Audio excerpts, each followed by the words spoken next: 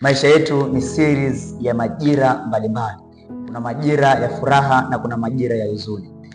Daudi anaandika, anasema katika Zaburi ya 23 aya ile ya 4, naam, nijapopita katika bonde la uvuli wa mauti, sitaogopa mabaya, kwa maana wewe upo pamoja nami.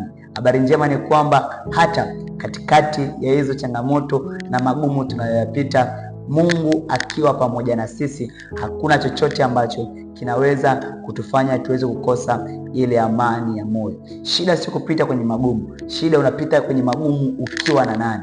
Unapokuwa na Mungu, hakuna chochote ambacho kinaweza kutukaribisha. Anaandika Isaya, anasema, nijapopita katika moto sitoungua, hata katika maji mengi hayatanigarikisha, kwa sababu wewe Bwana upo pamoja na mimi. Mungu anapokuwa upande wetu, tutapata amani ya moyo kwenye magumu, tutapata kushinda na zaidi ya kushinda, kwa sababu tunaye yeye aliyetupenda upeo. Mungu akubariki sana, uwe na siku njema.